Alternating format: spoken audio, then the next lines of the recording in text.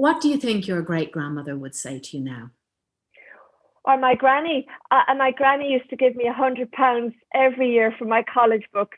So she'd be very proud. And she should be. She should be. You are part of an extraordinary alumni of winners. The Architects of Business with EY Entrepreneur of the Year, telling the inspirational stories behind Ireland's most successful entrepreneurs. Hello and welcome to the Architects of Business, made in partnership with EY Entrepreneur of the Year, where you will hear the inspirational stories of some of Ireland's most successful entrepreneurs. I'm Sonia Lennon, broadcasting remotely at this time, and on this week's show, we catch up with the founder of Life Scientific, Nicola Mitchell, and she's the newly crowned EY Entrepreneur of the Year 2020. She talks about the strong women and scientific background that has underpinned her success and led to her becoming the second only female Irish Entrepreneur of the Year. If you haven't already done so, click subscribe to get brand new shows directly into your feed. Nicola Mitchell, founder and CEO of Life Scientific, a huge congratulations. You are the newly crowned winner of the EY Entrepreneur of the Year. It feels wonderful, Sonia. It really does. All the hard work, all of the commitment, me and every single one else in the team, everybody wants this as much as me. We've all fought hard for it and we deserve it. I really, truly feel we're a deserving winner. I feel quite mean. I feel like I'm breaking up probably the still ongoing celebration. Yeah.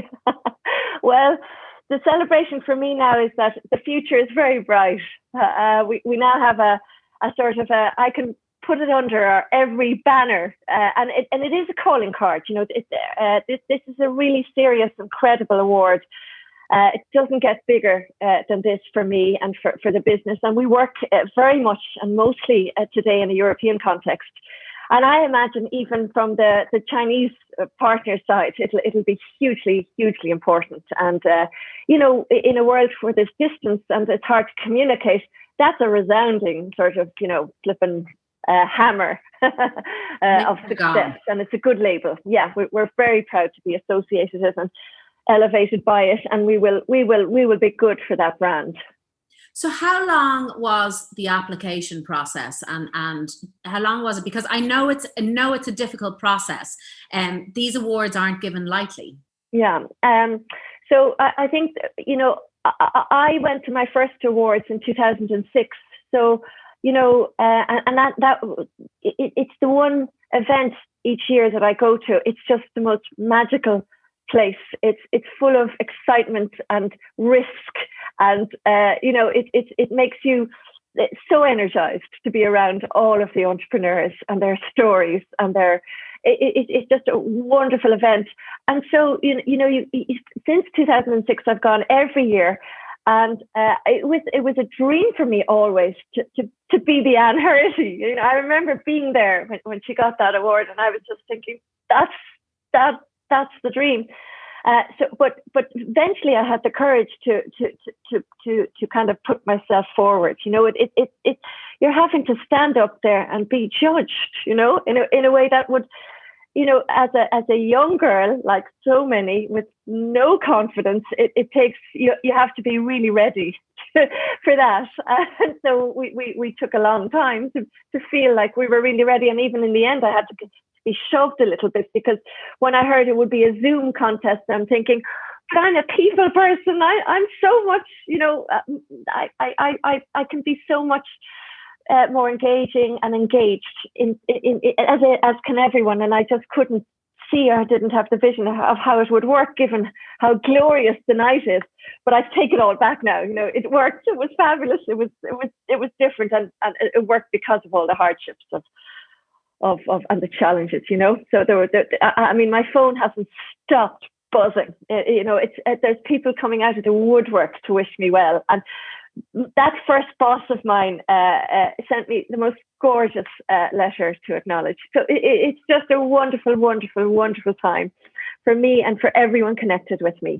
And speaking of Anne Herity, you are officially now the second only woman to be awarded this incredible accolade. Yeah. That, given your background, and I'm going to ask you about that, you come from a long line of amazing women.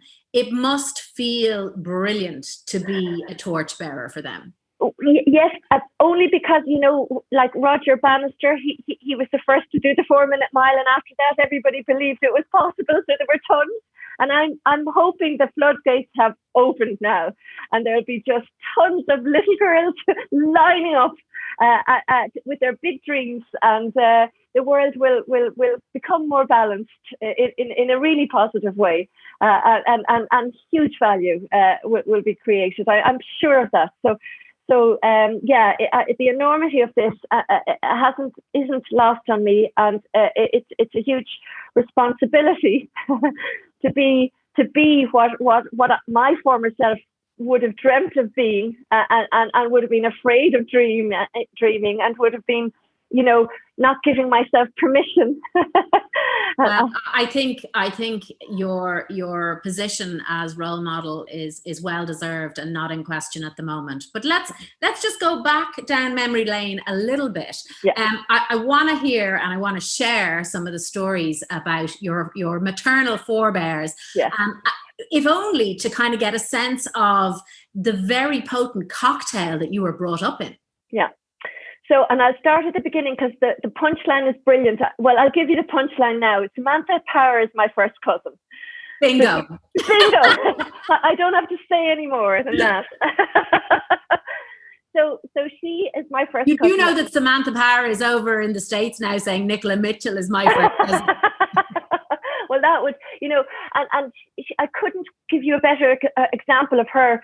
And I know they say it's talent and it's intelligence, is all of those. For me, it's the drive and the hard work.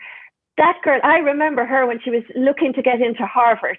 She learned the Oxford English Dictionary off by heart, word by word, so that she could improve her comprehension for the GMAT test. That was inspirational. She was doing that at a very young age. She's just incredible. And her mother was the one I was listening to as I was a little child. And we'd hear stories back because Vera Delaney was in the family of 6, and she wanted to study medicine in UCC. And the president said, what would a young girl like you and Bobby Socks want with doing medicine? So she did biochemistry, but the medicine didn't let go of it, and did it following the biochemistry. And then she had a marriage to an alcoholic that didn't work out, so she needed to follow an opportunity in America, and she was the first lady in Ireland to win a high court ruling to bring her children to America. And the judge says, this lady has no future, cannot provide for her children. She's a nephrologist, so she must be let go, on condition that they go to mass and et cetera, and they did. And so Samantha went at the age of 10. But I remember the story I loved about Vera most was she was offered the top job of a really important Manhattan hospital. And it was so prestigious, so status. And she said, no, I don't want it because I'd lose contact with my patients. And that was, I was singing. When I saw that, I said, wow, and that really inspired me, because that was huge integrity, because we were being taught different values or something, success looked different or was taught to us as being different, So they really guided me, those women. And then my granny, so Vera's mother, she was the first lady in Galway to have her own car. She had 2 degrees in university, for which she was so proud, and she'd show us them. They were hanging on her wall. She had a dress account and was in Dublin, and would lend all her dresses to her friends. She was so generous spirited. She loved antiques, and her father had been.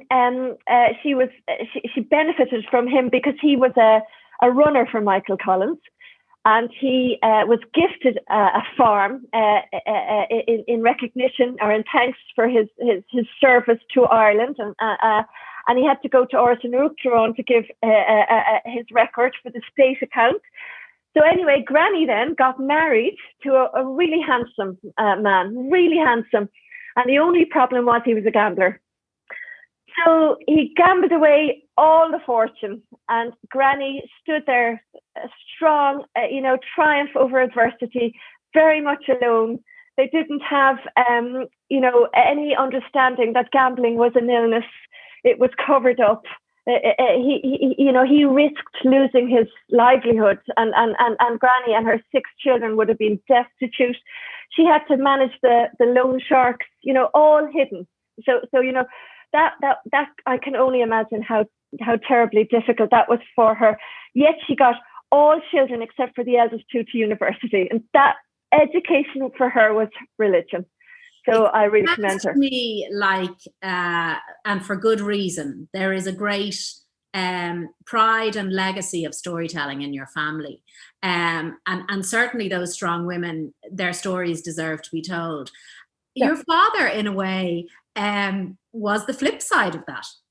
Yeah, and he adored me, and I think I went against all his rules when he was encouraging me to make it in the world and set up my own business and do the MBA and study French. So he was a father is such an important role in a daughter's life. It was really clear. He was, I would have said, in his professional life disenfranchised, but in his real life he was so fulfilled. So when his mother, I think, sacrificed her life for him, he got to university. He did chemistry, but he took years to finish, I think. And she used to, iron his shirts. And she told Mum when she met Mum, and she was with my other granny, Sheila, you look after him, won't you, Sheila? And my grandmother, Delaney, said, faith, and she will not. But anyway, my father was just absolutely the golden boy. And then what happened? He even, to make some money through university, he played on the same band as Sean O'Reilly, so Johnny Reedy it was. And I mean, it was glorious. I can only imagine the fun that they had and the excitement of that. And, anytime you saw my father in a social environment, you would have paid money to listen to him. He was just honestly the most funny man I've ever seen. And still, he had the conditioning of being a man and a male of those days. So I don't think he had any expectation of me. It's really interesting, Nicola, because, everything is values led, and you can tell that in speaking to you. And in a way, your mom and dad had 2 very opposing sets of values. But when you put those values together, the drive, the determination, the graft on your mother's side, and then the sort of free thinking creativity. And also, your dad almost magicked your career path because it was what he felt he was missing. I'm positive and certain I was realizing his dream, but it happened to be my dream also. And that's what connected us. So you went to college after school and you studied chemistry. Yes, yeah. And it's interesting, when I look back, that was a real struggle for me in some respects. It was very academic, but I couldn't write. I'm a lefty, but I write like this. And even in school, in Leaving Cert, and even after that, the nuns and my lecturers would give me headline copies, because they said, Nicola, this is just not on. And then when I did my MBA in 10 years later in Fordham University, they actually allowed me read out my exam papers. Freedom. But that was a more interesting topic, because chemistry is quite applied, or it's quite academic, whereas business, you had Fordham University and all the lecturers were half in business already. So it was very much, where the rubber hits the road. It was really, really real life to me. But yeah, so I did chemistry. And then at that time in the 80s, there were really no jobs. And so this job found me, in Dublin. It was Barclay Chemicals Limited, a very entrepreneurial agrochemical company that had started in '78 with a very visionary and generous owner. And I went for interview, and with very little to offer. And I was up against PhDs, so I was underqualified for the job. And as luck would have it, the owner of the business happened to call in that day, and he just decided, he overruled his paid executives and said, we're taking her. So that was probably the most luckiest day of my life. And I had 10 years, wonderful years there, sinking and swimming, setting up labs from nothing, nobody to hold my hand, being sent off to France. Some companies were going into liquidation, and I had to beg the liquidators not to unplug the freezers because that's where all our samples were for residue testing. It was just real jungle. It was fabulous, and a huge generosity of spirit, and very much a visionary environment to be in, and it was lovely. I know you've said before that everything that you've achieved is down to hard work and graft and just getting stuck in. Yeah. But, I think you're slightly doing yourself a disservice in that graft needs to be married with competence and timing and a nose for opportunity. And I think, as you were coming to the end of your time in Barclay, that's what happened. Yeah, it's not luck. You really do make your own luck, and Stanford have legitimized that. They call it a second kind of luck, and I'm a big believer in that. And the dots joining up for sure. And in Stanford, they teach you, don't go for any opportunity unless you can be number 1 or 2 in it, and the market size has to be 100 million, so you can therefore be 50 million. So they start off big, and it's just world-leading management principles, not rocket science, but it's as easy to do that as to do small. You just need to know, not rocket science. So absolutely. And I keep going, and it was Matt Cooper said this last night, that intelligence and talent are overrated.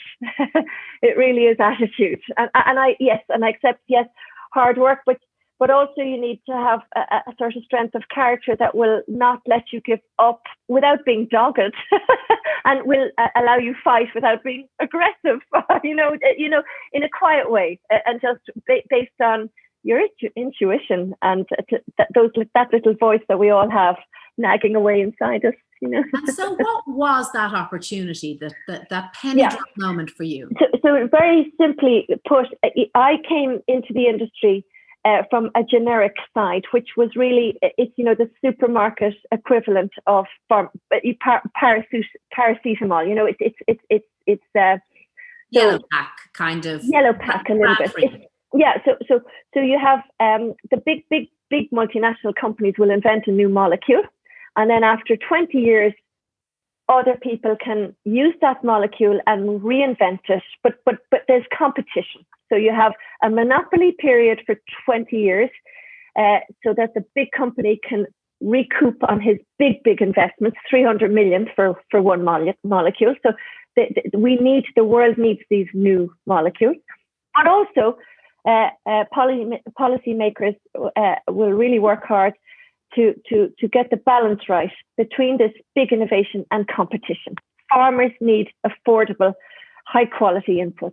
They need to be competitive. So let's talk, because some people don't know the nuts and bolts of what Life Scientific does, or what even Barclays would have done at the time. So the products that you're making in these organizations are agri-pharma. So what is the use case? So it's to protect crops from disease or insects, and it's used only when unavoidable, and it's food production. So without it, we could have avoided our famine had we mancozeb, for example.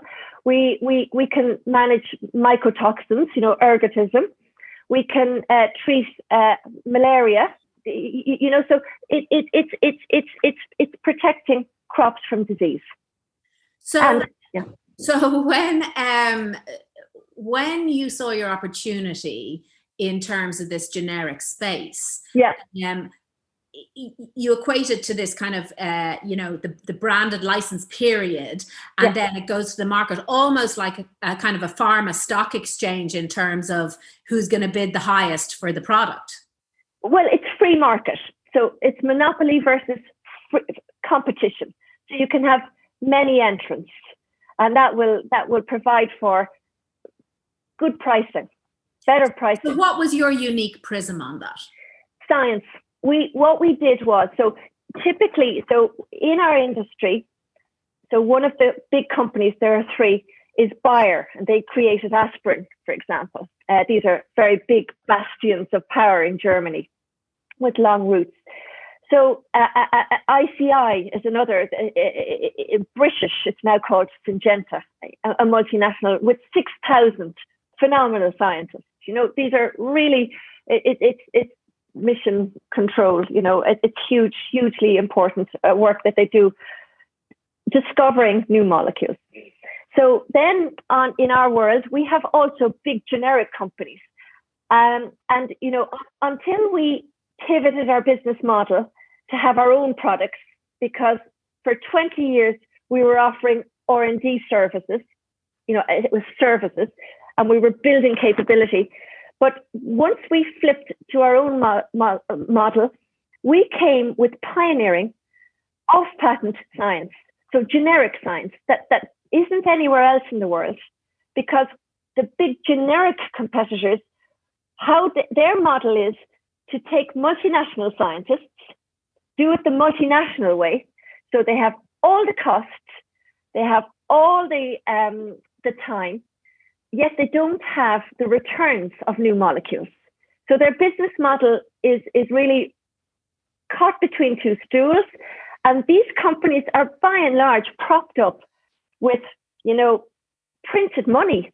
You know, it's a money bubble propping these big companies up. And the single reason that I see our future is because we are authentic. We've pioneered and fostered a new science that's tailored to our job.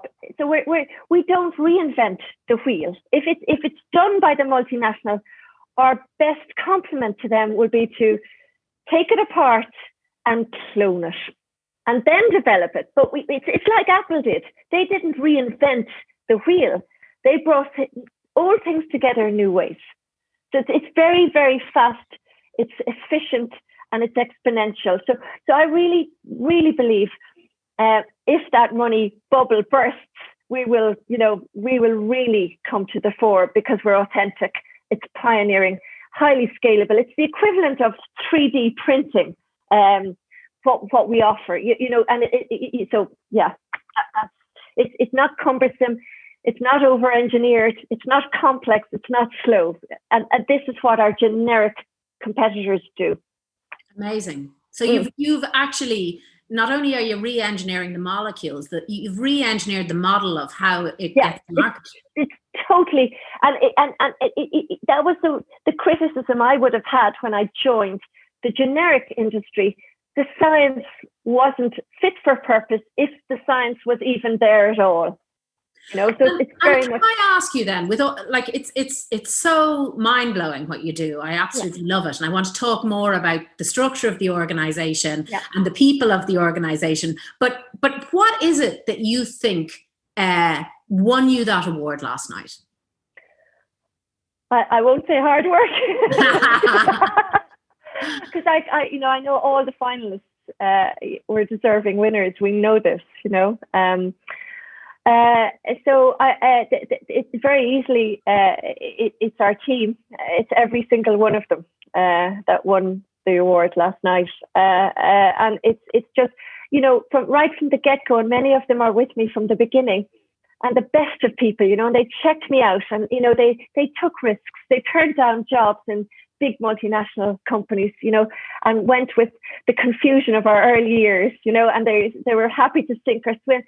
And they believed, you know, and they wrote to me at our last town hall, and they quoted out of Alice in Wonderland, you know, And they said this, and I was so moved, because to me it couldn't have been a greater compliment. They said, Alice laughed. There's no use trying, she said. She said, hang on now. There's no use trying, she said. One can't believe in impossible things. And then the Queen said, I'd say it's because you haven't had much practice. When I was your age, I always did it for at least a half an hour a day. Why, sometimes I've believed as many as 6 impossible things before breakfast. Fantastic. And we did, yeah. So, well, you have an amazing team. You have an amazing company that is on a trajectory for huge growth. Tell us a little bit about how you structured that into the future.